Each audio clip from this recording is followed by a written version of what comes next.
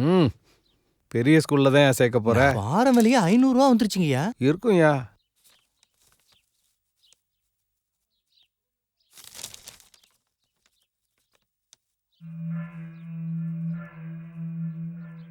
நாளைக்கு வந்து இதை என்கிட்ட வாங்கிக்குவேன். இன்னைக்கே பூர்த்தி பண்ணி கொடுத்தீங்கன்னா கொண்டு போய் கொடுத்துருவேங்கய்யா.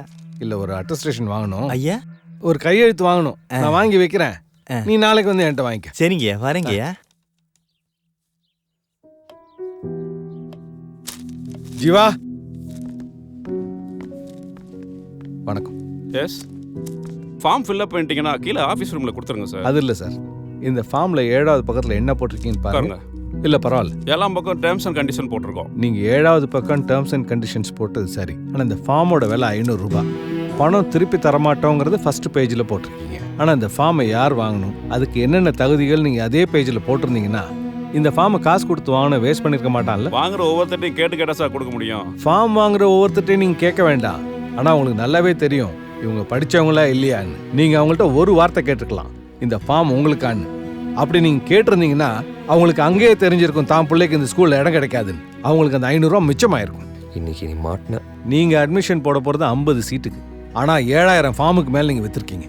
நல்லா தெரிஞ்சவன் படித்தவன் கூட தான் பிள்ளைக்கு இந்த ஸ்கூலில் அட்மிஷன் கிடைச்சா நல்லா படிக்குங்கிற எண்ணத்தில் உங்கள் ஸ்கூல் வாசலில் படுத்து கிடந்துட்டு காலில் ஃபார்ம் வாங்கிட்டு போகிறான். அவங்கள பற்றி நான் பெருசாக பேச வரும்ல.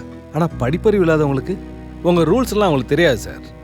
நான் தான் ஒழுங்காக படிக்கல, என் பிள்ளையாவது ஒரு நல்ல ஸ்கூலில் படிக்கணுங்கிற ஆசையில் அவனோட ஒரு நாள் வேலையை விட்டுட்டு இவ்வளோ கூட்டத்துக்கு நடுவுலையும் வந்து அவன் நின்று வாங்கிட்டு போகிறான். அந்த 500 ரூபாயை சம்பாதிக்கிறதுக்கு அவன் காலையில் எழுந்து ஒரு 50 வீட்டுக்காவது பால் ஊற்றிருக்கணும். அவன் அவ்வளோ கஷ்டப்பட்டு சம்பாதிச்ச காசை நீங்கள் ஈஸியாக உள்ளே வாங்கி போட்டுக்கிட்டு அனுப்பிச்சிடுறீங்க. படிப்பு எல்லாருக்கும் முக்கியம்னு சொல்லிட்டு அந்த படிப்பே வியாபாரமாக்கிட்டு இருக்கீங்க. உங்களோட வியாபாரத்தால் நல்லா படிக்கிற ஏழை கூட இந்த படிப்புங்கிறது நம்மளுக்கு இல்லை, பணம் உள்ளவங்களுக்கு மட்டும்தாங்கிற எண்ணத்தை மட்டும் தயவு செஞ்சு உருவாக்கிடாதீங்க.